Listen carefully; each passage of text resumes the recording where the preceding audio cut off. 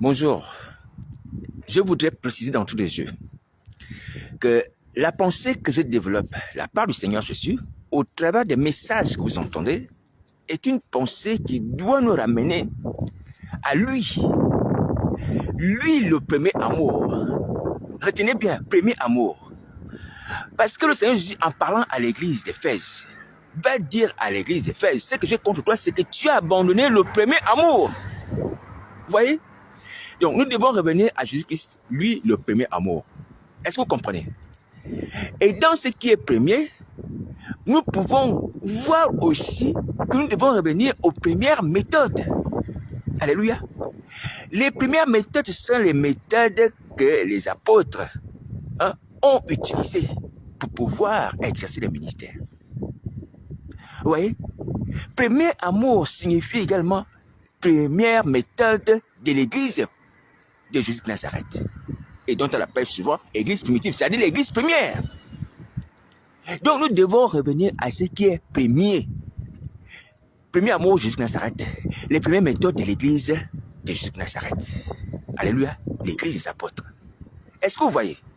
Alors c'est ce processus de retour à ce qui est premier que j'essaye par la grâce du Seigneur Jésus nous amener à comprendre. Vous voyez? Même si en Christ, nous avons une certaine liberté. Pour certaines choses, pourvu que nous soyons conduits par le Saint-Esprit. Alléluia. Voilà. Donc, j'aimerais d'abord que nous puissions intégrer ça dans notre esprit, qu'il faut revenir à Jésus-Christ Nazareth, il faut revenir au premier amour, il faut utiliser les premières méthodes.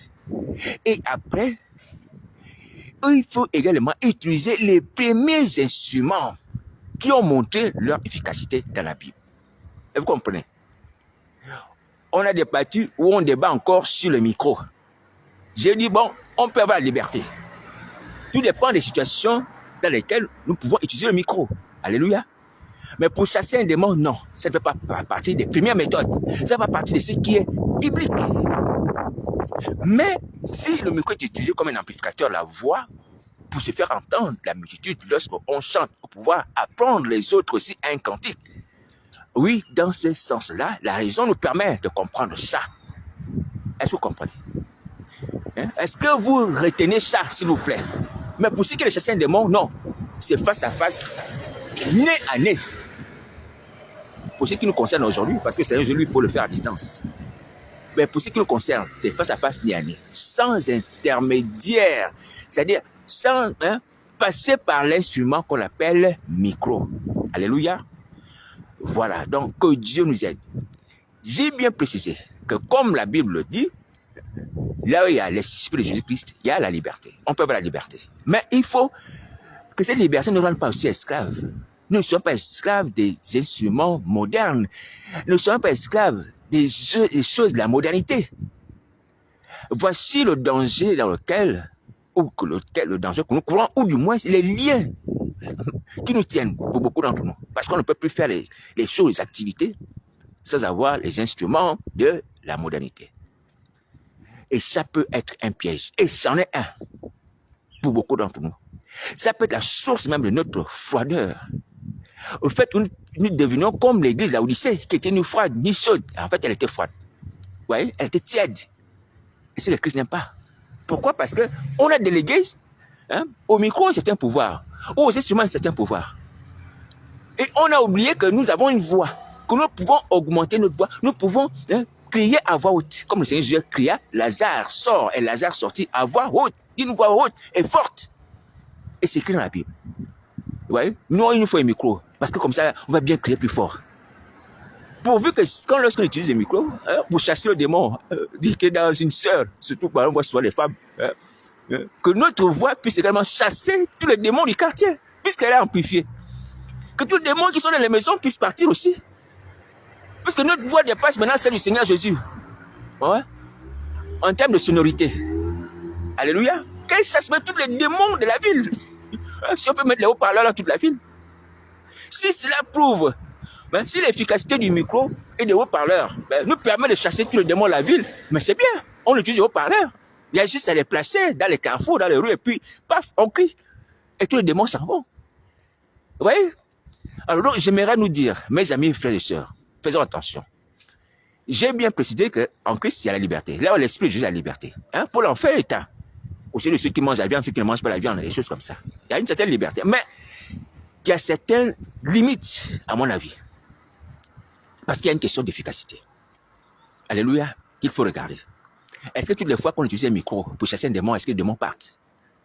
Oui. Mais lorsque je n'utilise pas le micro, lorsque je chasse le démon, est-ce que lui part? On regarde ça. En dehors du fait que la Bible ne nous donne pas un argument pour pouvoir utiliser le micro. Alléluia.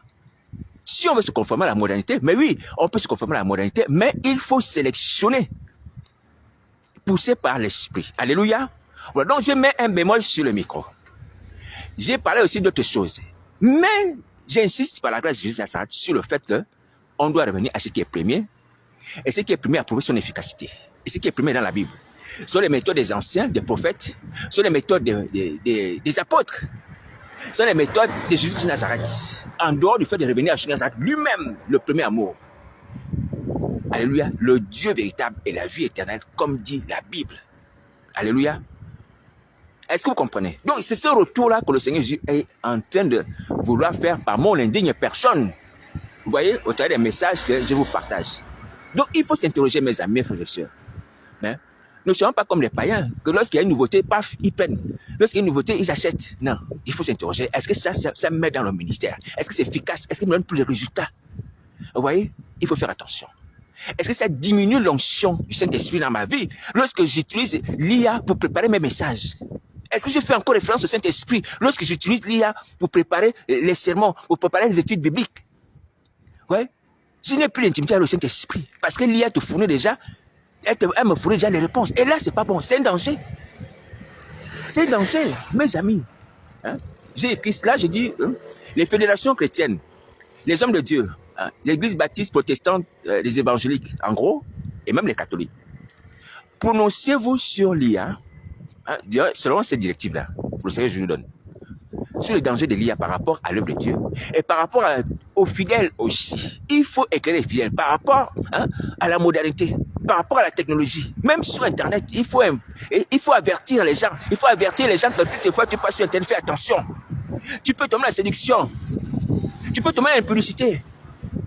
Je me souviens des témoignages d'un frère qui m'avait dit que il avait écouté le témoignage de quelqu'un qui allait, ou du moins il avait assisté, quelque chose comme ça. Il m'a raconté une histoire d'un frère qui avait été délivré de l'impudicité. Non, il passait du temps aussi sur Internet. Mais comme vous savez que sur Internet, lorsque vous êtes sur YouTube, un autre site, parfois les publicités arrivent. Et là, il y a eu une publicité impudique. Vous voyez? Quelque chose comme ça.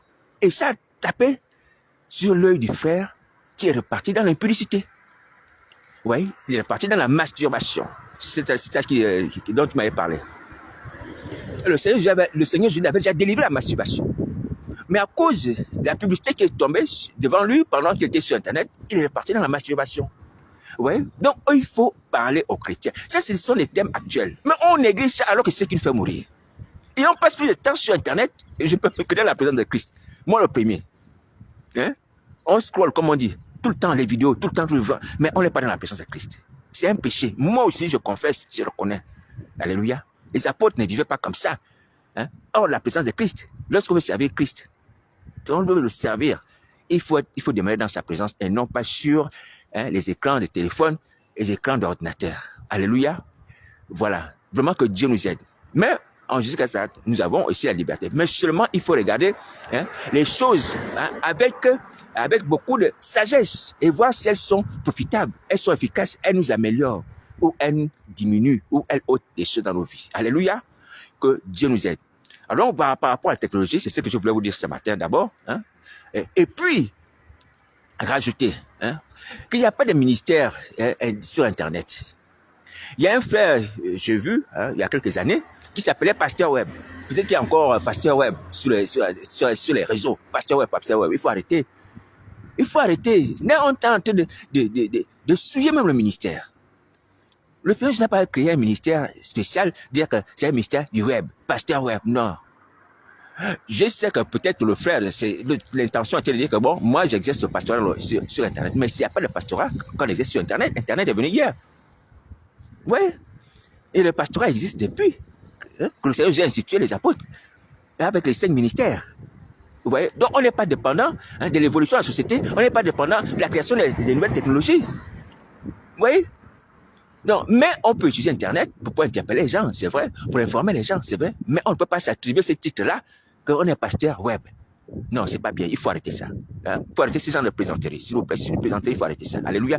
Prenons les choses de Dieu au sérieux. Elles sont saintes, elles sont efficaces. Vous voyez? Et c'est par elles que nous devons transformer le monde, faire les nations des disciples. Donc, on ne doit pas les minimiser. Vous voyez? Et s'amuser avec ces choses-là. Alors, que Dieu nous aide. Et je voudrais encore préciser là-dessus, par rapport à ceux qui sont zélés sur le web et qui perdent beaucoup de temps sur le web.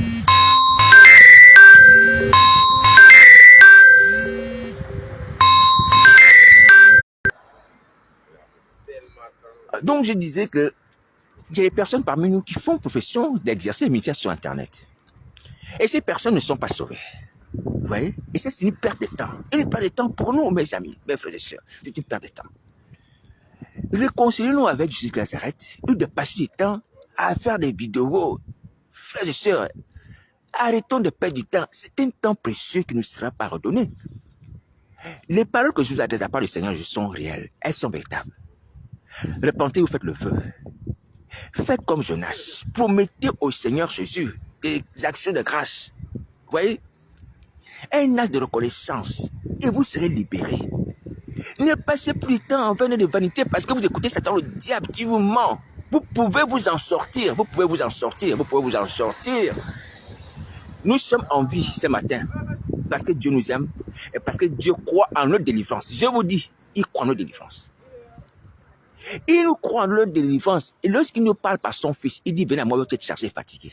Et je vous donne du repos. Mais on n'appelle pas les gens qui ne peuvent pas marcher à venir. On n'appelle pas les gens qui ne peuvent pas venir avec des fardeaux. Vous voyez? Ça veut dire que c'est possible d'aller vers Christ. Comprenons-le, mes amis. Pasteur apôtre, c'est possible. Alléluia. Allons-y vers Christ. Ne perdons plus de temps. Ne perdons plus de temps, s'il vous plaît. Donc, voici la parole de Christ Nazareth. C'était un rappel urgent. Nous sommes en vie ce matin pour ces 2 raisons. Il y en a d'autres certainement. Dieu nous aime et veut nous sauver. Et Dieu croit à notre salut. Notre salut est possible. N'écoutez pas le diable. Le diable est un menteur. C'est le père du mensonge. C'est ce que la Bible dit et c'est vrai. C'est le père du mensonge. Vous voyez? Ils l'ont vaincu à cause du sang l'agneau, à cause de la parole de témoignage. Les anges ont vaincu le diable. Ils ont vaincu le père du mensonge. Donc aujourd'hui, Satan ne peut plus. Lui aussi, mentir. Un mentir qui compte parce qu'il est vaincu. Donc nous aussi, nous pouvons avoir cette victoire. Sachant qu'il ne fait que mentir. Alléluia. Mais autant du sang de Christ Nazareth, son mensonge n'ont pas de fait. Que ce soit ces menaces qui sont des mensonges lorsqu'on est en Christ. Que ce soit le péché qui sont des mensonges lorsqu'on est en Christ. Les péchés passés qui sont des mensonges lorsqu'on est en Christ. Parce qu'il n'y a plus de condamnation pour ceux qui sont en Jésus-Christ. Donc c'est un mensonge. Malabo exposer ta vie, parler de toi et tes œuvres, mais il n'y a plus de condamnation. C'est Jésus-Christ qui juge. C'est lui qui jette dans les temps de feu. C'est lui qui fait mourir. Donc c'est un mensonge. Donc ne crains pas pour ta vie, ne crains pas les persécutions, ne crains pas la colère du diable et des démons et des hommes. Va t'humilier, te repentir, fais le vœu devant la face du Seigneur Jésus. Alléluia. Donc voici la parole du Seigneur. S'il vous plaît, arrêtez de perdre du temps, arrêtez de perdre du temps, arrêtez de perdre du temps. Alléluia. Voilà. Je voudrais finir ce petit mot de ce matin en parlant à un homme de Dieu, un pasteur. Pasteur, avec le respect. Je vois tes commentaires par rapport au post que j'ai fait. C'est pas grave. C'est pas grave. Mais que Dieu te bénisse. Mais j'aimerais te dire que si ce que je partage est dénué de toute vérité, c'est-à-dire que ça ne s'appuie pas sur la parole de Dieu, alors tu peux me contredire comme tu le fais. Tu peux me contredire comme tu le fais. J'ai parlé sur le micro. J'ai parlé sur le fait même de ne pas avoir des bancs, de ne pas avoir des chaises dans une salle de prière ou du moins dans un lieu de prière. Lorsque je dis bien, on fait un culte à Dieu. Lorsque on fait un culte, le culte, selon la Bible, se fait soit à genoux, debout, et des choses comme ça. Je n'ai pas vu les gens assis en train de faire un culte. Et j'ai bien précisé des bancs et chaises. pendant le culte ne sont pas, à mon avis, bibliques. Et j'ai bien dit à mon avis. Vous voyez? J'ai encore rajouté que, à la limite, lorsqu'on fait l'enseignement, on enseigne les gens, on peut s'asseoir parce qu'on écoute. Alléluia, on écoute quelqu'un qui parle. Vous voyez? Et même la lecture de la Bible, dans la Bible, on voit que la lecture de la Bible, dans la Bible, vous voyez, les gens écoutaient la parole de Dieu debout. Debout. Dans le livre d'Esdras ou dans d'autres livres où on écoute la parole de Dieu, les gens étaient debout. Alléluia. Alors donc, ceci pour dire que mes amis, frères et sœurs, vous pouvez faire des commentaires, mais il faut d'abord aussi examiner si je suis dans l'erreur. C'est que je peux aussi être dans l'erreur, parce que je ne suis pas un homme qui ne pêche point. Alléluia. Voilà. Mais, je me rappelle la pensée qui est dans mon esprit, c'est que nous devons partager, c'est que nous devons revenir aux premières méthodes, aux premières façons de fonctionner. Alléluia.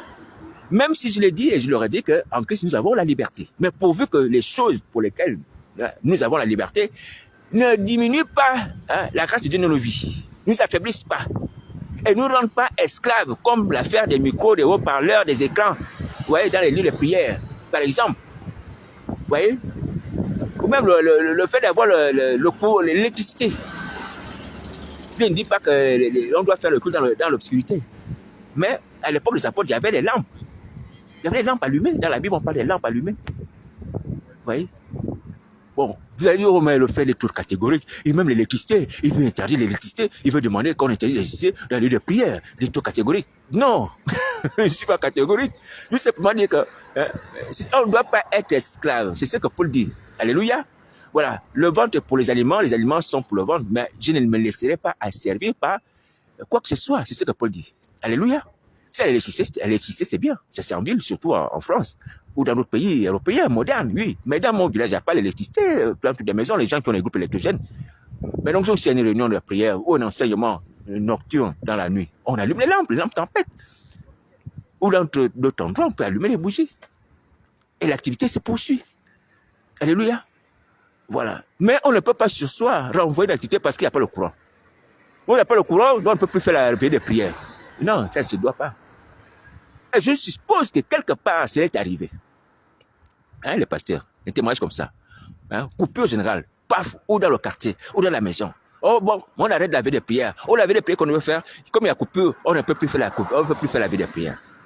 Bon, il est évident que peu de personnes, je sais que c'est un fait rare, que les gens possèdent des lampes dans leur maison. Parce que on est beaucoup plus rassuré d'avoir le courant tous les jours. Par exemple, ici en Occident. Mais on peut acheter des bougies, on peut acheter des tas de bougies et continuer la réunion d'intercession. Vous voyez? Vous voyez que nous sommes aujourd'hui, mes amis, nous sommes déjà une génération, je veux dire, un peu bizarre. Un peu bizarre. C'est-à-dire qu'on veut maintenant être tellement dans la facilité. Que lorsqu'on n'a pas quelque chose qui nous facilite la vie, on se dit non, on annule, on arrête. Vous voyez? On ne peut plus marcher pour aller évangéliser. Il faut qu'on prenne le transport, ou le transport en commun, ou la voiture. Et marcher, c'est difficile pour nous, les kilomètres, c'est difficile. Non, c'est pas difficile de marcher. Le Seigneur Jésus marchait, parce qu'il prêchait l'évangile. Regardez le trajet que le Seigneur Jésus faisait. Quand il part de Nazareth, pour arriver à Jérusalem, il part de Nazareth pour arriver à Jérusalem, il devait passer par la Samarie, parce que la Samarie était au milieu entre Nazareth et Jérusalem. Donc voici pourquoi il passait souvent chez les Samaritains. Et à un moment, on va refuser de le recevoir. Mais à pied. Vous n'avez pas vu que le Seigneur Jésus utilisait un âne? Il a utilisé un âne une fois selon les Écritures, lorsqu'il y a eu une entrée à Jérusalem. Mais tout le reste du temps, c'était à pied. Donc, mes amis, il faut faire attention à la modernité. Il faut faire attention, ne soyons pas esclaves. C'était un rappel, Moi, je vous dis, et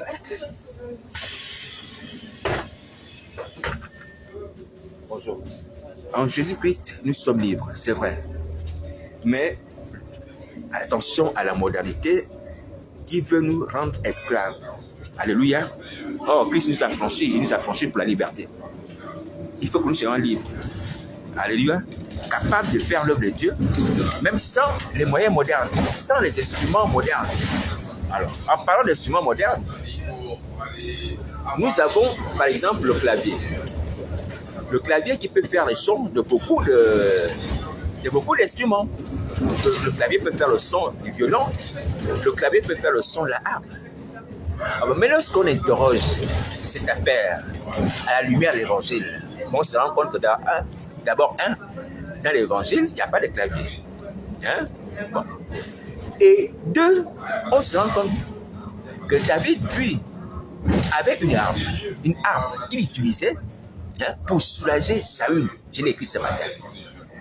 David, grâce à son instrument de musique, rudimentaire ou naturel, pouvait faire en sorte que le roi Saül se sente bien. Alléluia. Mais aujourd'hui, si on utilise une harpe électrique, parce qu'il y a des harpes électriques, est-ce que ces harpes-là auraient le même effet sur nous ou sur les personnes malades? Oui, bien entendu, il faudrait quelqu'un aussi qui soit comme David, comme cet esprit. Mais parlons d'abord de l'instrument. Vous voyez? Est-ce qu'une harpe électrique peut avoir le même effet spirituel qu'une harpe naturelle, qu'une harpe ordinaire? Vous voyez? Je ne le pense pas.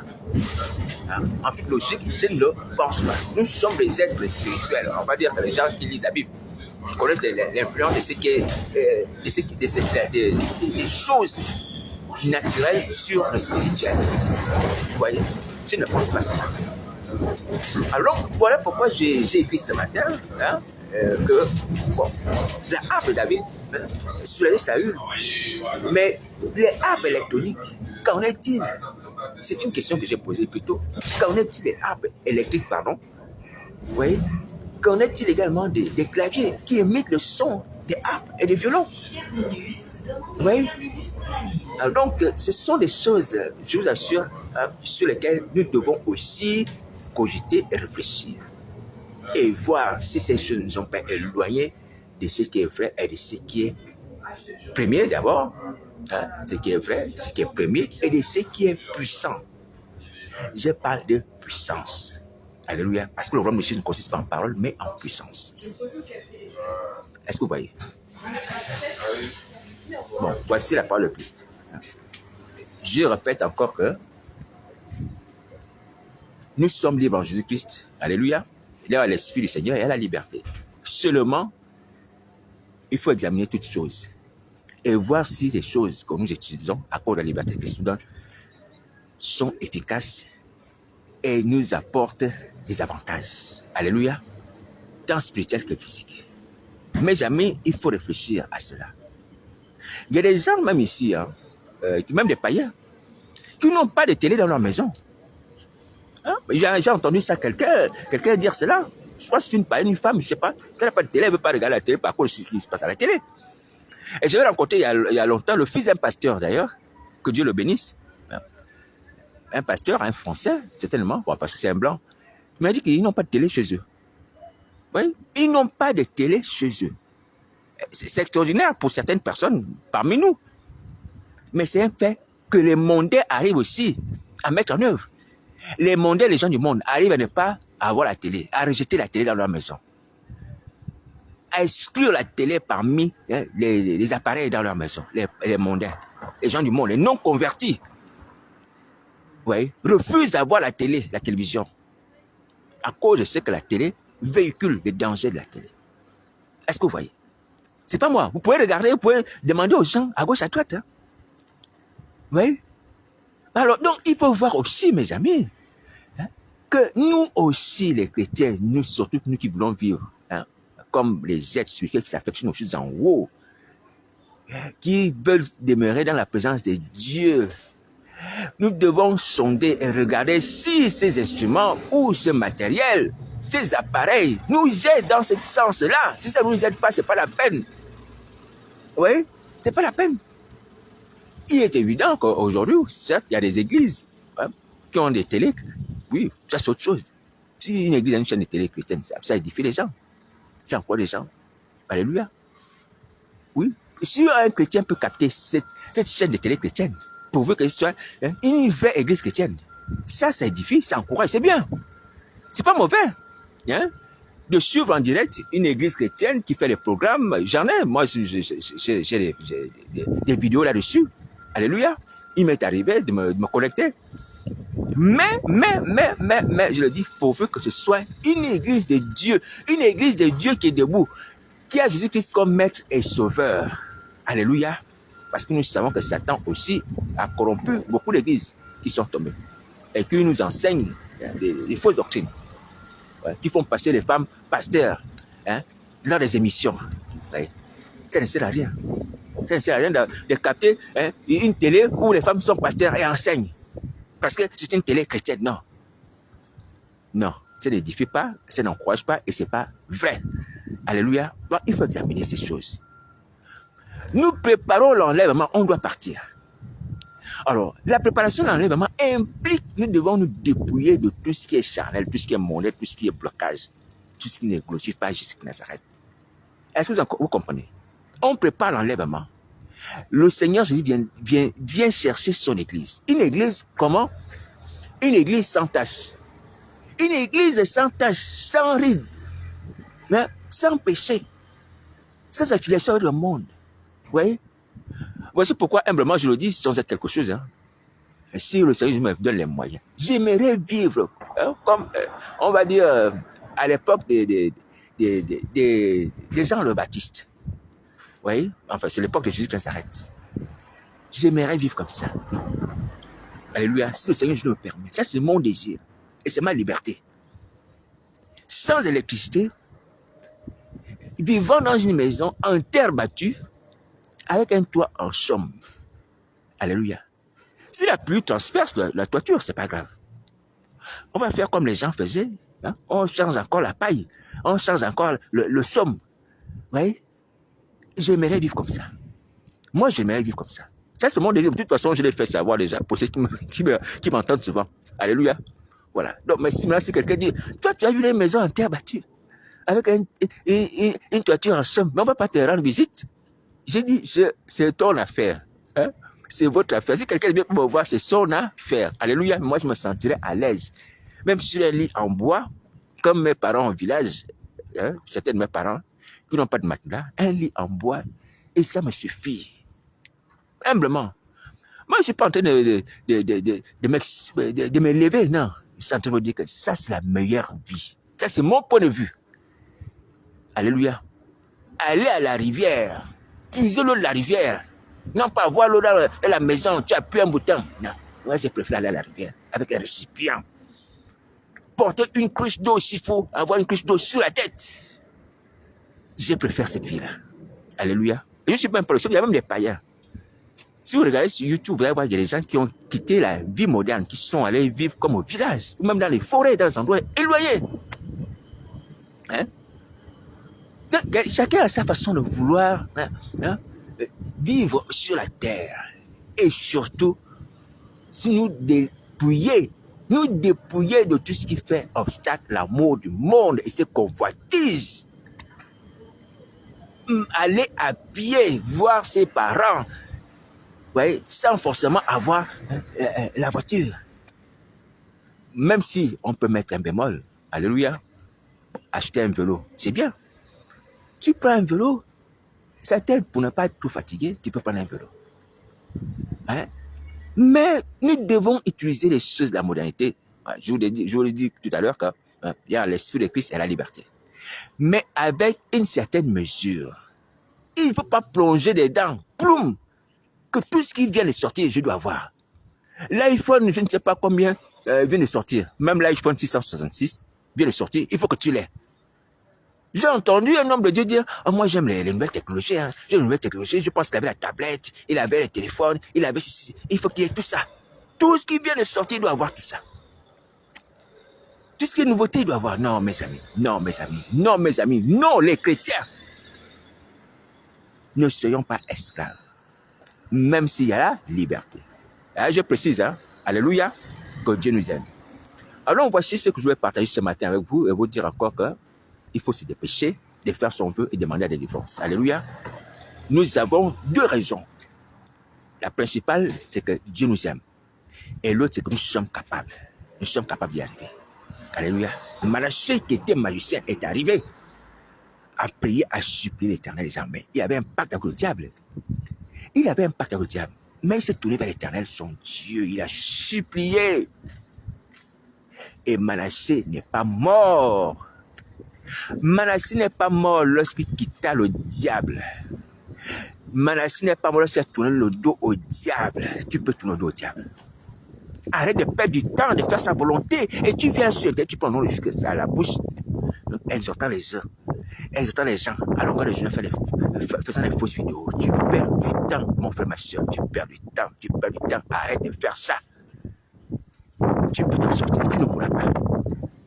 Et si tu as besoin d'aide, tu peux prendre contact avec moi ou un frère qui est spécialiste. Ils vont prier avec toi. Ils vont prier pour toi. Ils vont te soutenir dans les combats. Ils vont te soutenir, tu ne seras pas seul. Mais sache déjà, au travers du sang de Christ, Nazareth, tu as tout. Tu n'as même pas besoin de quelqu'un. À cause du sang de Christ. Les paroles sur le sang de Christ te permettent d'avoir la sécurité, la protection. Mes amis, frères et sœurs pasteurs, il s'agit ici de l'éternité. L'éternité soit dans le feu. L'éternité soit dans le ciel. L'éternité. Est-ce que vous réalisez ça, l'éternité? Parce que j'ai comme l'impression que quand vous vous levez le matin, vous dites tout le monde, je suis en bonne santé, paf, et Satan te donne un ordre d'aller faire un faux message, tu vas faire le faux message sur Internet. Attention. Tu es en train de te diriger vers un châtiment irrémédiable qu'on ne change pas. Dès que tu tombes dans le feu, c'est fini. On ne sort pas quelqu'un de là-bas. Personne ne sort les temps de feu. À la limite du séjour de mort, oui, jusqu'à là, tu sors les gens du séjour de mort. Mais les temps de feu, c'est fini. Est-ce que tu entends? Pasteur apôtre, mon frère, ma soeur, réalise ça ce matin. Réalise ça ce matin, c'est pas la plaisanterie. Et je prie encore que le sang de Christ Nazareth, qui délivre toutes choses, te délivre tout sortilège que Satan a posé sur toi pour que tu n'aies pas envie de te repentir. Que tout sortilège que Satan a posé sur toi soit détruit au nom de Jésus. Et qu'il soit anéanti par le sang de Nazareth. Qu'il soit brisé par la parole de Christ. Le sortilège qui t'empêche de repentir. Le sortilège qui amène à avoir peur de Satan, avoir peur de la mort, avoir honte des gens. Ils vont savoir que j'étais une fausse servante. Ils vont savoir que j'ai la sorcellerie. Ce sortilège qui soit brisé, anéanti. Méprise la honte. Voici le secret. Prends la honte. Tu dis, toi honte. Peu importe d'où tu viens. Je t'écrase, je marche sur toi au nom de Jésus. Tu piétines. Piétine la honte. Piétine la honte. Je piétine ta puissance. Je piétine ta puissance. Mort, toi qui veux m'influencer, je te piétine au nom de Jésus. Piétine la mort. Piétine, piétine au nom de Jésus. Piétine, piétine. Tu n'auras plus peur de la mort. La honte ne va plus t'envelopper, t'empêcher de confesser tes péchés. Piétine, tu as le pouvoir. Jusqu'à ça te donne le pouvoir. Pour ta délivrance, il va te donner le pouvoir. Piétine la honte, piétine la mort, piétine ces choses-là. Piétine, tout ce que Satan va faire là, tu piétines. Les menaces de Satan, tu piétines. Tu piétines. Piétine, piétine, piétine, piétine, piétine. Et nous avons le pouvoir de marcher sur les serpents et les scorpions, sur la puissance du diable. Tu peux t'en sortir, tu es capable d'en sortir, mon frère, ma soeur. Tout seul comme Manassé, tu es capable, tu connais la Bible. Comment mettre en pratique la Bible? Tu sais ce que la Bible dit. Vas-y, applique la Bible. Voici la parole de Christ. N'allez pas vous retrouver le temps de feu en train de pleurer, ni tes jours, hein. En train de brûler, ni tes jours, hein. Et dire que Christ ne vous a pas assez aidé, il ne nous a pas parlé, il ne nous a pas rappelé, il ne nous a pas tendu la main. Non, il fait tout. Il me parle, et même il prend patience par rapport à nos péchés. Il peut le punir, il prend patience. Arrêtez, arrêtez, arrêtez. S'il vous plaît, arrêtez. Sauvez vos vies. Alors maintenant, je vais encore dire, vous avez reçu certainement des missions. Tu n'as pas fini la mission. Laisse la mission. Tu as une mission à accomplir. Laisse ça. Laisse cette mission-là. Laisse. Détruire un chrétien. Séduire un chrétien. Envoûter un chrétien. Tuer un chrétien. Ou un innocent. Donner du sang à Satan. Donner la semence des hommes à la sirène. Laisse ça. Laisse ça. Laisse ça. C'est fini. C'est fini maintenant. C'est fini. C'est fini. Aujourd'hui, c'est ta délivrance. Tu ne seras plus le diable. Il est sirène. Va au pied de Christ Nazareth. Ta vie va changer. Alléluia. Ta vie va changer. Voici la parole de Christ Nazareth. Alors, j'aimerais également te dire, Hein? Toi qui as un pacte avec le diable, qui est dans une société secrète, Satan, son temps est fini. Il le sait. C'est sa fin aujourd'hui. Et la Bible dit qu'il est en colère parce qu'il a peu de temps. Peu de temps parce que sa fin est proche. Mais je dis d'emblée déjà qu'il est fini. C'est fini le système satanique, c'est fini. Dès que l'antéchrist se manifeste en chair jusqu'à ça doit se manifester, et puis c'est fini. Quitter le diable, ce n'est pas la peine de compter sur l'antéchrist. Nous sommes à la fin des temps. Jésus qui Nazareth arrive. Il va pulvériser l'antéchrist. Vous placez votre espoir sur quoi et sur qui? Et net, comme l'antéchrist qui ne vient que pour, certes, faire le mal, c'est ce qui est écrit, mais qui va subir la colère de Jésus, qui va disparaître. Et toi, qu'est-ce qui va arriver de toi? Qui connaît ces choses? Pourquoi tu te laisses à la condamnation? Tu te laisses emporter par la condamnation qui n'était pas réservée. Le temps de feu n'était pas réservé. Quitte la société secrète là où tu es, quitte le monde là où tu es, quitte le groupe dans lequel tu te trouves sur ta vie. Les pactes sataniques ne peuvent pas t'empêcher de te repentir. Manassé aussi avec des pactes ou des alliances. Les liens, peu importe. Dans 2 Chroniques 33, pour ceux qui ne lisent pas la Bible, peut-être les gens parmi vous qui ne connaissent pas l'histoire de Manassé, c'est 2 Chroniques 33. Vous allez voir cet homme-là qui a péché comme nous, mais qui s'est tourné vers l'éternel armée et qui n'est pas mort. Alors là, il faut quitter le monde des ténèbres parce que la fin est arrivée. Et nous sommes en train de nous préparer à l'avènement de Christ qui va nous amener dans son royaume. Alléluia. Je précise encore une autre chose. Lorsque vous allez faire votre prière de repentance et demander la délivrance, n'oubliez pas de vous débarrasser de tous les objets sataniques que vous avez. Il faut vous débarrasser de ça, que ce soit les vêtements, que ce soit les bijoux, que ce soit les bagues, tout ça, les chaînes. Et il faut vous débarrasser de tout ça. Il faut vous dépouiller des œuvres de diable. Il faut les brûler. Les fétiches, toutes ces choses-là. Il faut vous dépouiller de ça. Confiez-vous au sang de Jésus qui va vous protéger. Même si la sirène, Satan, les démons, les ont dit que si tu brûles ces fétiches-là, tu vas devenir fou, tu vas mourir. C'est faux, tu ne mourras pas. Tu ne deviendras pas fou. Alléluia. Le sang de Christ va te protéger. Remets ton âme sous la coupole du sang de Christ, sous la protection du sang de Christ. Ton être tout entier. À cause du sang de Christ, ils vont fuir. Ils ne pourront rien te faire. Donc voici la parole de Christ. Donc dépouillez-vous les œuvres-là, les œuvres du diable. Et pour ce qui concerne les lieux de prière, vous repentez, pasteur, apôtre, vous cherchez votre délivrance, vous demandez votre délivrance, vous l'obtiendrez. Mais n'oubliez pas de purifier les lieux de prière. Puisque vous avez introduit aussi là-bas, comme objet de magie, toutes ces choses. Les sacrifices, le sang versé, peu importe. Il faut enlever toutes ces abominations. Comme Manassé aussi a purifié le temple de Jérusalem lorsqu'il est sorti de sa captivité. Il faut faire ça. Alléluia, il faut faire ça. Voici la parole de Christ. Nous-mêmes, on se dépouille. Les œuvres du diable, on dépouille également nos maisons. Les gens qui ont des fétiches sous le lit, toutes ces choses comme ça. Il faut brûler ça. Il faut brûler ces fétiches-là. Il faut enlever ça. Ou dans les toilettes, des choses comme ça, cachées. Et il faut enlever ça, brûler. Alléluia. Donc, on se dépouille ces choses qu'on porte. On se dépouille des choses qu'on a dans nos maisons. On se dépouille des choses qui sont dans les églises, les lieux de prière. Voilà. On se débarrasse de tout lien avec le monde éternel. Et on compte sur la protection du sang de Christ Nazareth. Parce que tu peux t'interroger, oui, mais si je me dépouille ces choses-là, c'est un interdit, ils vont me faire la guerre. Non. Ils vont te faire la guerre, mais ils ne te vaincront pas. Alléluia. Ils vont te faire la guerre, mais ils ne te vaincront pas à cause du sang de Christ Nazareth et ta protection. C'est à cause de ce sang-là, mon frère, ma soeur, que je parle ce matin. Je parle à cause du sang de Jésus qui me protège. Moi-même, je ne suis rien. Je te dis la vérité. Je n'ai aucune puissance cachée pour dire, mais le frère Daniel, tu as peut-être une puissance que tu caches, qui te permet, toi, de pouvoir parler malgré les attaques du diable, malgré tes faiblesses. Non, je n'ai aucune puissance cachée. Je n'ai aucune force. C'est à cause du sang de Christ Nazareth. Mes amis, malgré les faiblesses, tout ce que vous voyez là, les attaques nocturnes ou de Satan et ses démons, le sang de Christ me restaure et me remet debout. Que cela vous donne la foi dans le sang de Christ Nazareth, mes amis. La foi dans le sang de Christ. Tu as vu le sang de Christ Nazareth, peut-être tu vas dire, mais la personne de Christ est trop sainte. Christ recevoir les Écritures, vraiment le visage rayonnant. Est-ce qu'il va m'accéder dans sa présence? Mais à cause du sang de Christ, tu seras purifié, il va t'accéder dans sa présence. Alléluia. À cause de son sang qui purifie, il va t'accepter dans sa présence.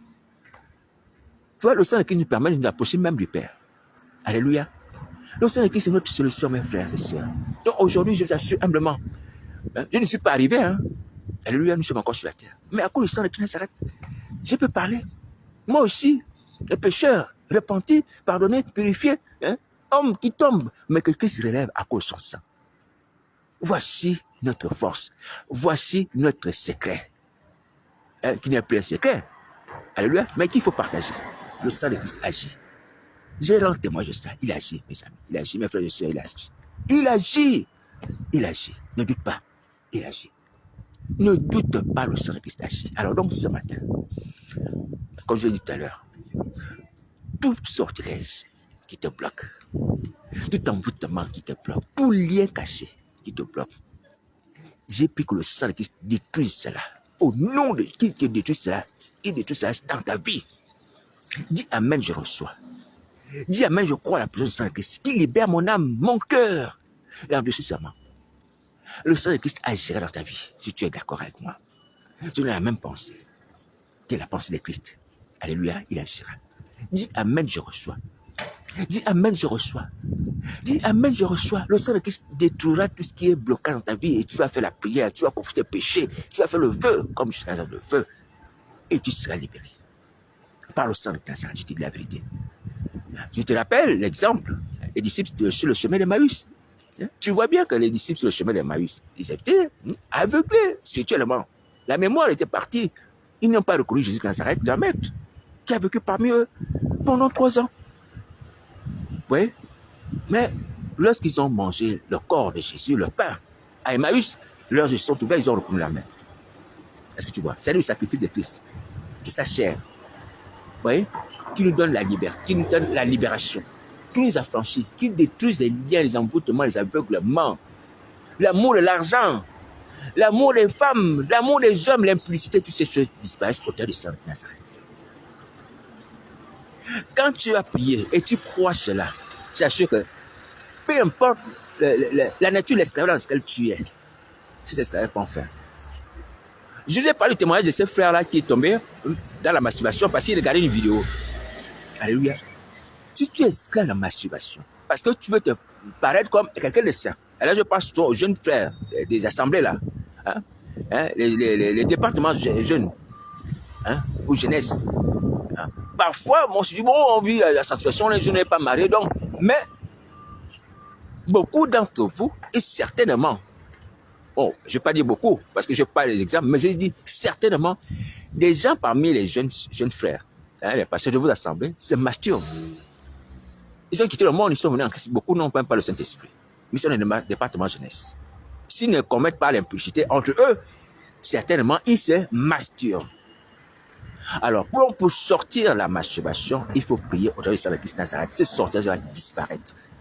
Je vous donne le secret. Le sang de Christ va te libérer. Il va libérer tes enfants dans la foi, pasteur, de la masturbation, l'impudicité aussi. Alléluia, le sang de Christ. Mais il faut répéter. Et avoir aussi une vie disciplinée, une vie ordonnée. Ne pas demeurer avec les sœurs, seul à seul. Les autres tardives, non. Si on doit aider une sœur ou aider dans une ce qui va dans le département jeunesse, il faut que ce soit en public avec la compagnie d'autres personnes. Il y a aussi un certain nombre de principes qu'il faut adopter. Alléluia, il faut adopter. Parce que l'ennemi, le diable, ne tente pas des pensées. Et la chair étant ce qu'elle est, elle aussi, elle est faible. Alléluia. Voilà, donc il faut accompagner cela par une discipline. En plus du sang de Nazareth. Voilà, nous avons tout pour réussir la vie chrétienne. Oui. On a tout pour réussir la vie chrétienne. On a tout pour prier avec une sœur, pour prier avec une maman sans la convoiter. C'est possible. C'est possible, mes amis, c'est possible. De vivre une vie de sanctification, ou comme Marie et Joseph, qui étaient fiancés sans tomber dans l'impudicité. C'est possible que les gens soient fiancés et ne se connaissent pas avant le mariage. Ça arrive encore aujourd'hui, gloire à Dieu. J'ai entendu des exemples comme ça. Mais il y a ces frères qui voulaient quand même connaître sa fiancée avant le mariage. Ouais, dans une assemblée, la assemblée a dit non, il faut d'abord se marier. Pas de relation conjugale avant le mariage. Ouais. Donc, ça existe, c'est possible, mes amis, c'est possible. C'est possible. Donc, si on a la discipline, si on a des principes, et si on a tout le sang de Nazareth, on peut vivre avec cette chair qui est morte, au milieu des tribulations, au milieu des tentations du diable. Alléluia.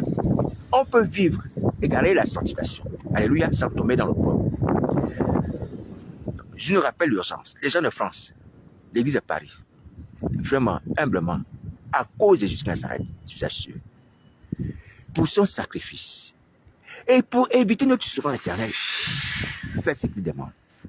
Allez vous repentir, faites le feu. Pasteur de l'église de Paris, priez, priez, priez, priez sur vos vies, sur ta femme.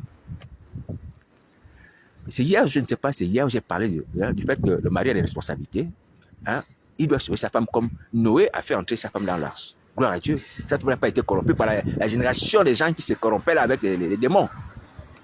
Donc, c'était un bon père de famille et un bon père dans la foi. Ses enfants n'ont pas été corrompus, ni sa femme. Alors non, ça me rappelle l'histoire du frère qui disait que le diable a trompé sa femme lorsqu'il est parti au Canada. Ouais. On peut suivre des exemples comme Noé, qui vivait au milieu de la corruption, au milieu de la séduction. Oui. Mais sa femme, ses enfants ne sont pas tombés dans cette séduction. Parce qu'ils veillaient. Parce qu'ils priaient. Vous voyez? Et Dieu lui dit de consoler. Vous voyez, pasteur, nous avons cette responsabilité.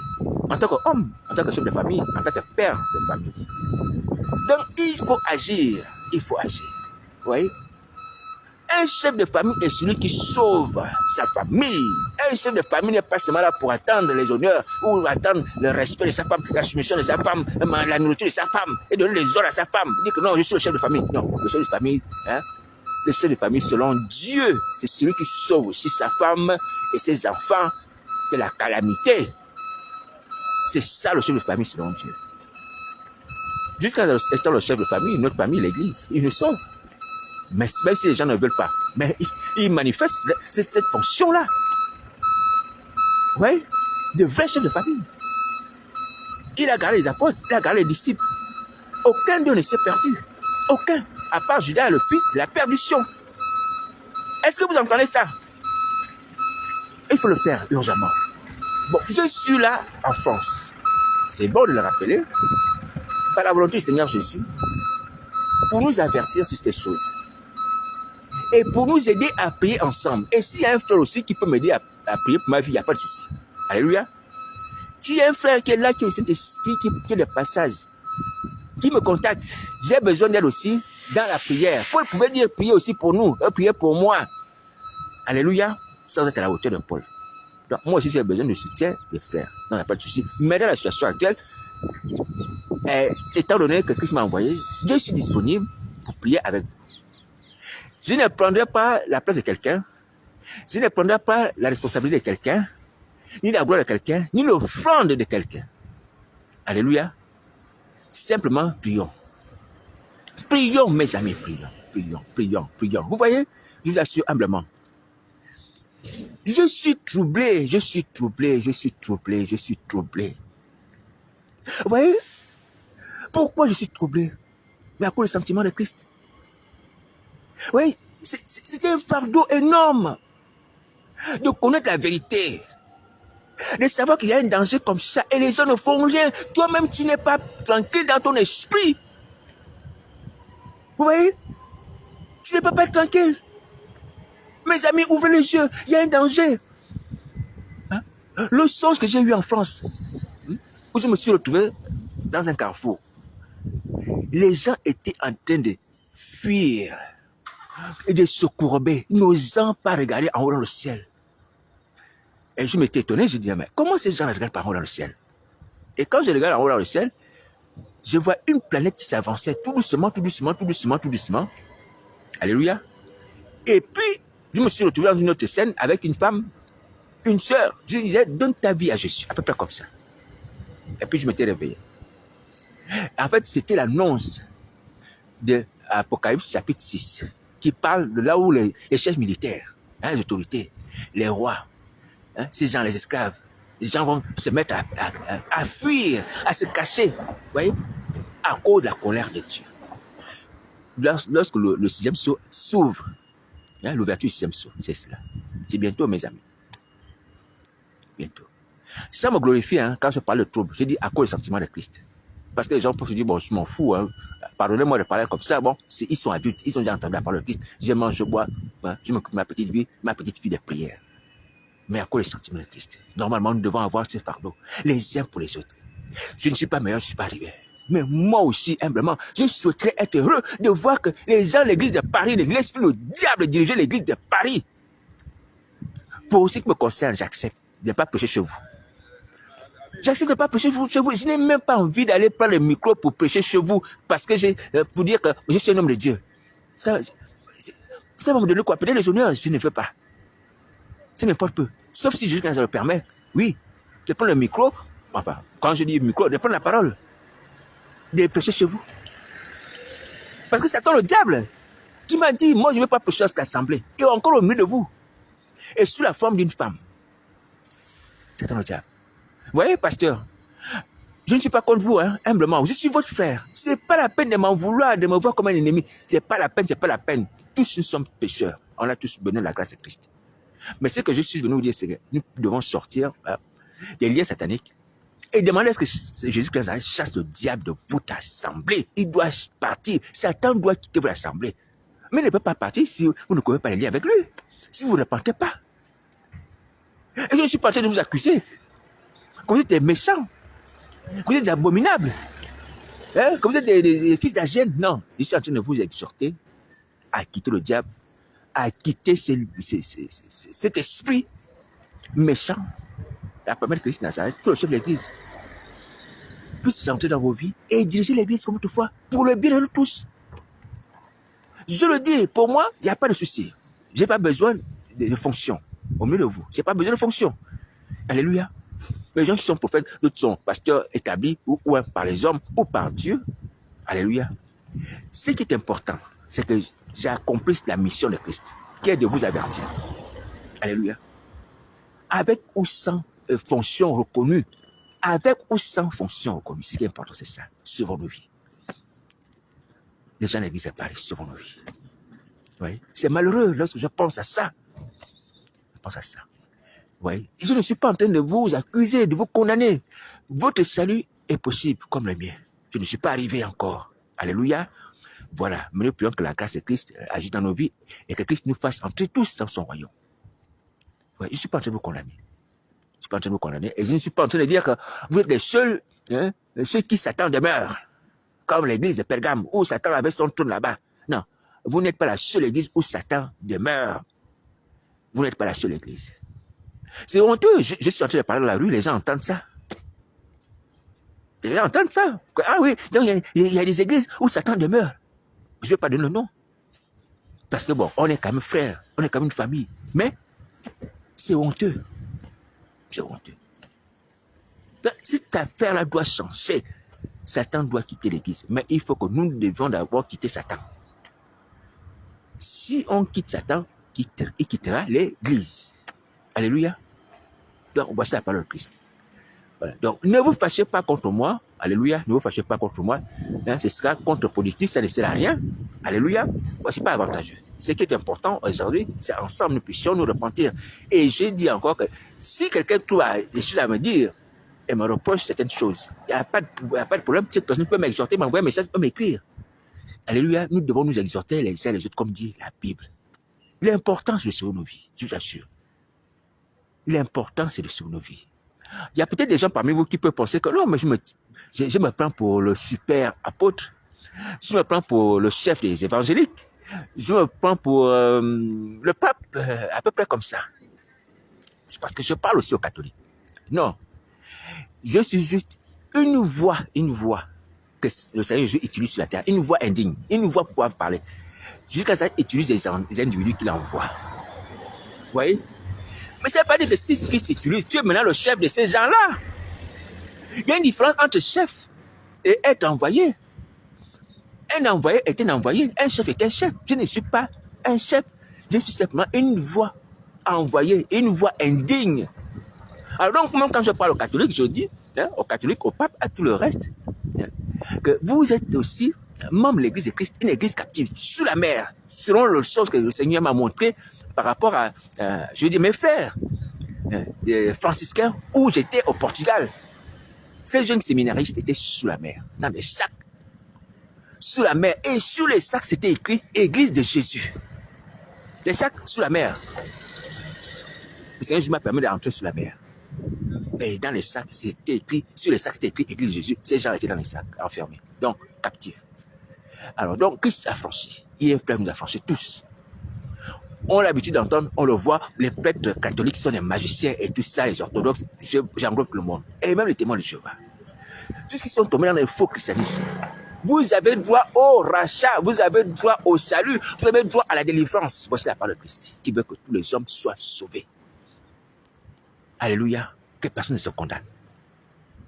Voilà, donc j'interpelle les catholiques, j'interpelle les témoins de Jéhovah, toutes les autres religions, hein, les groupes religieux, alléluia, et même nos frères juifs, à se tourner vers Jésus de Nazareth. Le royaume de Dieu est proche. Sauvons nos vies.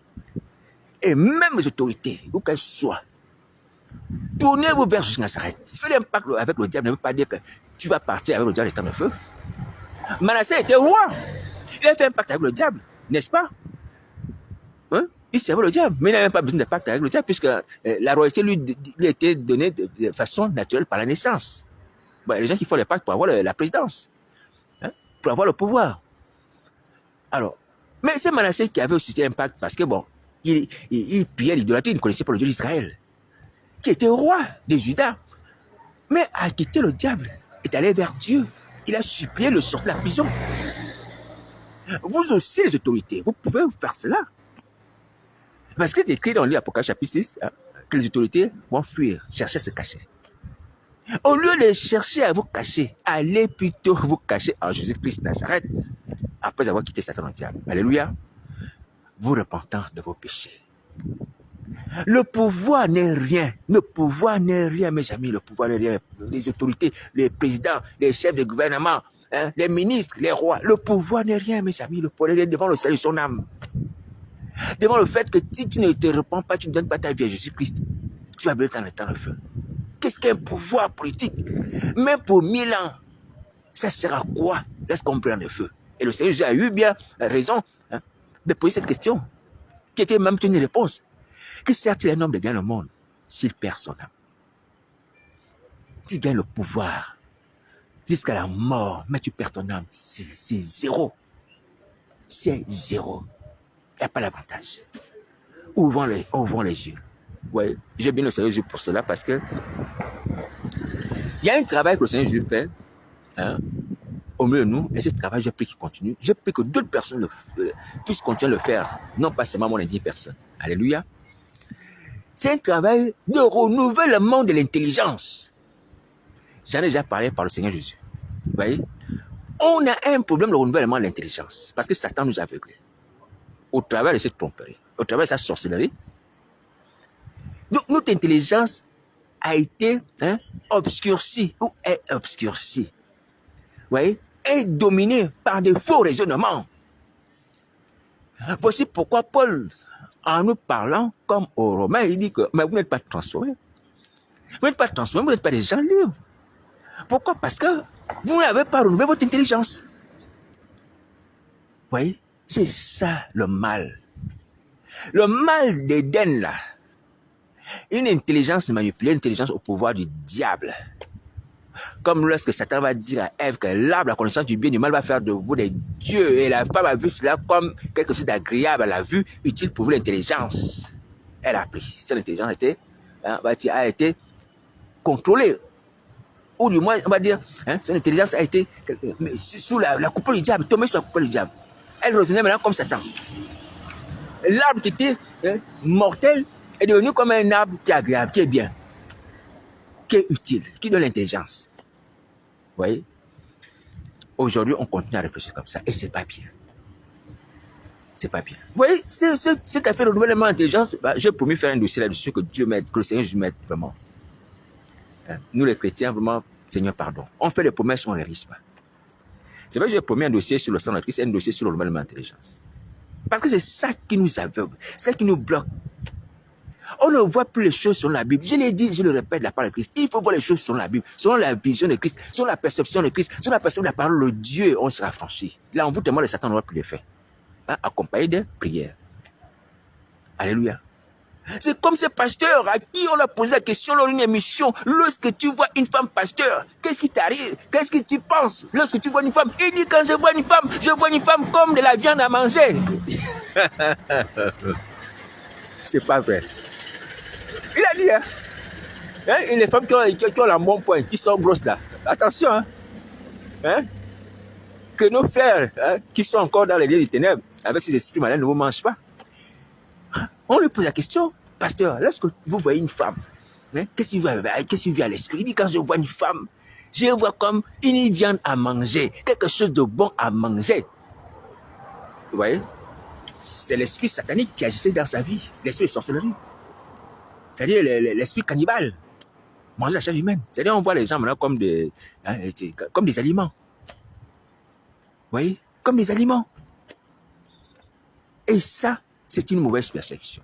Vous voyez? Notre intelligence est pervertie, est obscurcie, est diabolique.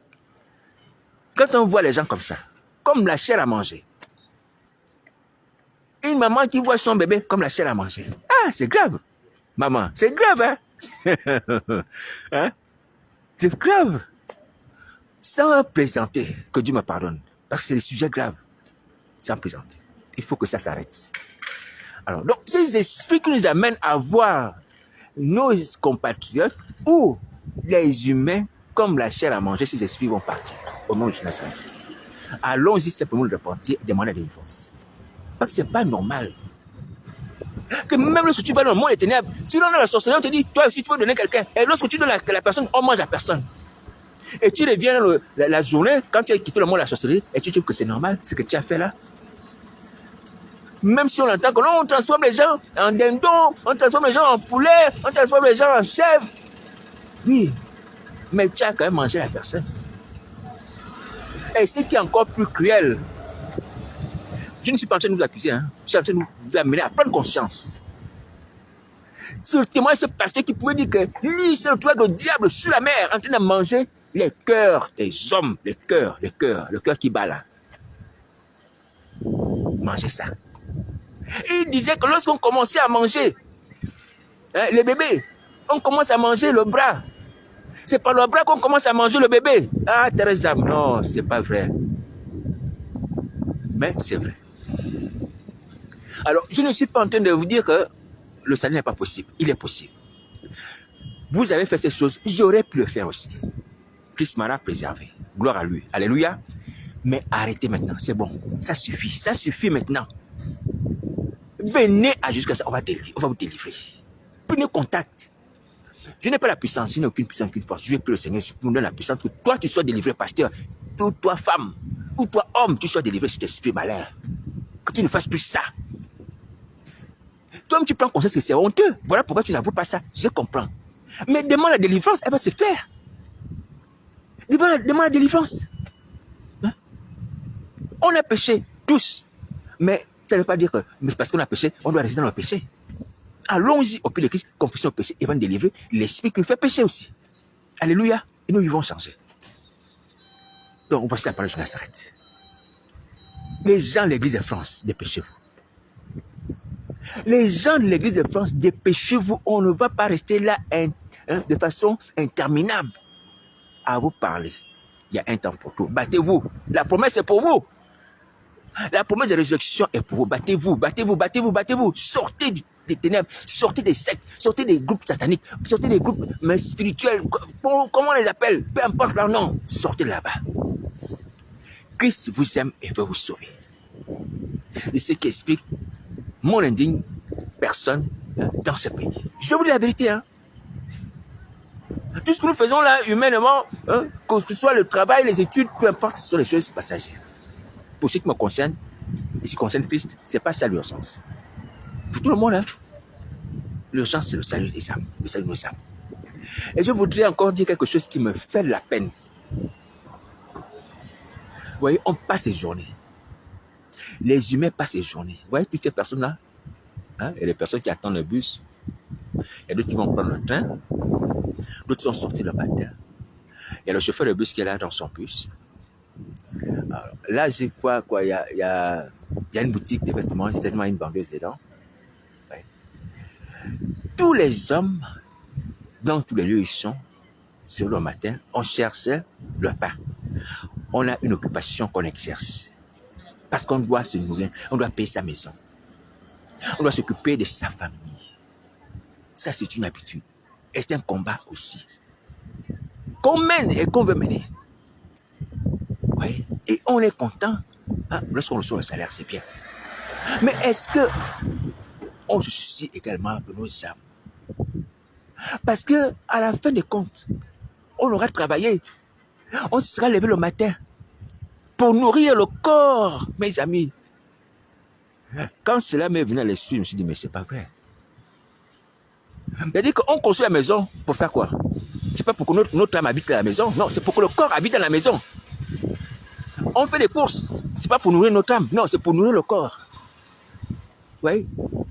On achète une voiture. Non pas pour conduire notre âme, mais pour conduire le corps. Tout pour le corps, tout pour le corps, tout pour le corps. Et rien pour nos âmes. Or, c'est l'âme qui va subsister après la mort du corps. Après la disparition du corps. Vous voyez? Ça aussi, c'est un égarement. Lorsqu'on met l'accent sur le corps, l'entretien du corps, c'est un égarement. On doit d'abord se préoccuper de nos âmes. Alléluia. Au travers de quoi? Au travers du salut en Jésus-Christ. Et après, on peut se préoccuper de l'entretien du corps. C'est que Dieu veut, c'est vrai. Parce que dans la Bible, les apôtres aussi portaient des vêtements, hein, avaient des maisons, mangeaient aussi. Alléluia. Mais la priorité, c'est l'âme, l'homme intérieur. L'âme d'abord, l'âme d'abord, l'âme d'abord. On se fatigue à longueur de journée, on rentre fatigué dans les transports. Je vous assure que quand cette pensée m'est venue à l'esprit, ça m'a rendu triste d'une certaine manière. Et après, on va prendre la retraite. Oui. À 60 ans, 65 ans, peu importe. Pour avoir travaillé pour l'intérêt du corps. Globalement. L'intérêt du corps. Vous voyez? Et nous, on n'a rien fait. Et pour nous, les chrétiens, d'ailleurs, ah Seigneur Jésus, que tu nous aides. Peu d'entre nous s'occupent même de leurs âmes, de nourrir leurs âmes, la parole de Dieu. De purifier leurs âmes. Vous voyez? Mais on réveille plus le corps. On nourrit plus le corps, mais on ne nourrit pas nos âmes, la parole de Dieu. On n'habille pas nos âmes de Christ. On ne cherche pas une demeure éternelle pour nos âmes, mais on cherche d'abord une demeure pour nos corps. On prend des crédits pour ça. Que vos cœurs soient touchés. Vous pouvez prendre ça comme la plaisanterie, mais c'est la vérité. Mais la fin de toutes choses, c'est quoi? C'est qu'on va se retrouver avec nos âmes. Sans nos maisons, sans nos voitures, sans nos grands diplômes. Comme le mauvais riche se retrouve dans le séjour des morts. Sans rien. Même pas une petite bouteille d'eau. Et il va supplier le Père Abraham. Abraham, Père, envoie Lazare. Ça me soulage. Faites attention. Faites attention. Et aujourd'hui même encore, quelqu'un peut mourir. Quitter ce corps, quitter ce monde. Quitter même les avantages, tout cela. Il s'en va. Ça ne lui suit pas. Derrière, rien. Oui. On n'est même pas maître. Hein? On n'est pas maître de notre vie. C'est-à-dire que de maintenir le corps en vie, on se promène, on se balade, hein, comme les poissons dans l'eau, et puis paf, un filet tombe sur nous, ou la mort nous emporte. On est parti. Hein? Si Dieu ne fait pas grâce. Mais on fait beaucoup d'efforts pour ce corps-là qui peut partir d'un moment à l'autre. D'un moment à l'autre.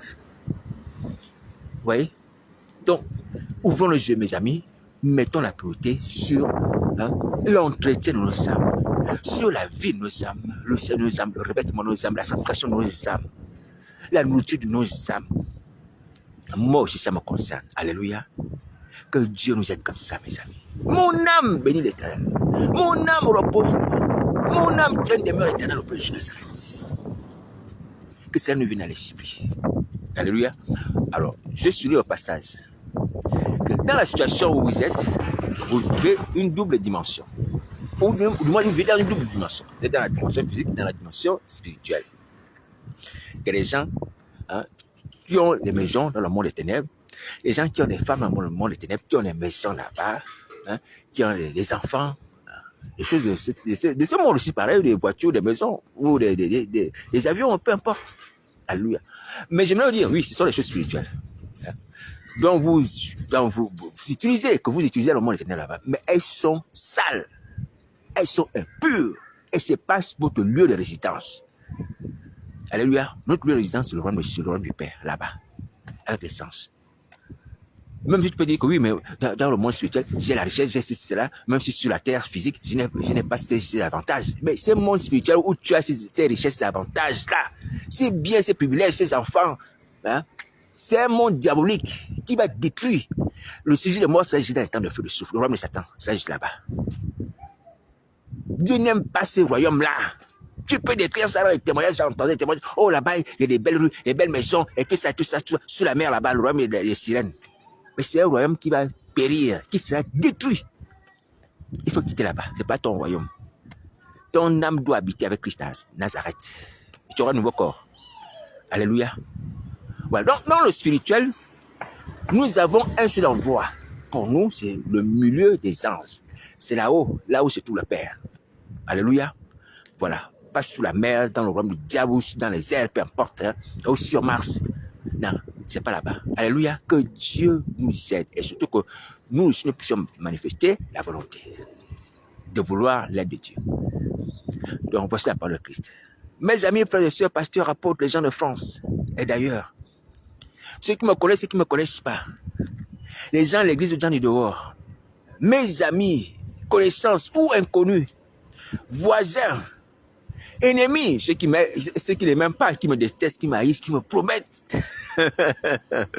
qui me promettent la bagarre, qui me promettent la mort, qui me promettent la vengeance, qui ruminent la colère vis-à-vis de moi. Sachez que Dieu vous aime et Dieu veut vous sauver. Arrêtez ça. Alléluia. Pour ceux qui m'haïssent, me persécutent ou qui veulent ma perte, arrêtez ça. Sauvez vos vies. Je suis votre ami, la part de Christ Nazareth. Alléluia. Et si j'ai fait du tort à quelqu'un, je dis, je demande pardon. Pardonnez-moi. Dans ce pays, dans mon pays de naissance au Gabon, ou ailleurs où je suis passé, pardonnez-moi. Soyons en paix sur nos vies. L'affaire est proche, mes amis. Oui, l'affaire est proche. Oui, il n'y a pas besoin de se venger. Alléluia. Oh, tu m'as promis ça, tu m'as pas donné ça, oh, tu fais ça, tu ne penses pas à moi, oh, tu m'appelles pas, oh, tu dis cela, à cause de ça, vengeance, à cause de ça, attaque satanique, à cause de ça, blocage. Arrête, c'est pas la peine. Pardon. Pardon. Marchons avec Christ Jésus. Alléluia. Dans l'amour et dans la sainteté, avec des bons sentiments. Alléluia. Que Dieu nous aime. Les hommes de Dieu, c'est pareil. Quelqu'un va se dire, oh, mais toi, tu m'as manqué de respect, tu m'as critiqué, tu m'as exposé, tu as parlé de moi sur Internet. Pardon. Alléluia. Mais, toi aussi, remets-toi en cause. Si tu n'as pas commis ce péché. Alléluia. Mais soyons en paix, les uns avec les autres. Jusqu'à ça devient bientôt. Alléluia. Voici la promesse de Jésus. Sauvons nos vies, sauvons nos vies, sauvons nos vies. Sauvons nos vies. Tu veux être parmi ces gens qui vont chercher à se cacher dans les cavernes? Dire, Colline, cachez-nous, protégez-nous. Non. Ta place est auprès du Père. Je te dis la vérité, ta place est là-bas. Bats-toi. Même si, je le dis aux gens qui reçoivent les ordres du diable, tu as reçu une mission vis-à-vis de moi. Satan t'utilise pour m'attaquer, pour me provoquer, pour m'humilier, m'insulter. C'est pas grave. Je te pardonne. Comme le Seigneur Jésus pardonne aussi mes péchés. Alléluia, je te pardonne. Et tu trouves que je suis le seul voisin ou la seule personne que tu connais qui t'envoie de Dieu. Mais tu m'as attaqué ou tu continues à m'attaquer. En même temps, tu veux le salut de ton âme. N'aie pas peur, tu peux me contacter. Tu comprends ce que je veux dire? N'aie pas peur, tu ne dis pas que oh, j'ai attaqué ce monsieur, je l'ai insulté, j'ai dit mal de lui, c'est cela, est-ce qu'il peut m'aider? Oui, je vais t'aider. À cause du sentiment de Christ, je vais t'aider. N'aie pas peur, mon numéro de téléphone c'est le 07 58 48 71. Je ne suis pas arrivé moi-même. Mais nos querelles là, ça ne sert à rien. Ça ne sert à rien d'avoir les querelles, ça ne sert à rien. Il faut qu'on sauve nos vies. Alléluia. Voilà, celui qui connaît Satan le diable, sauvons nos vies. Bon courage.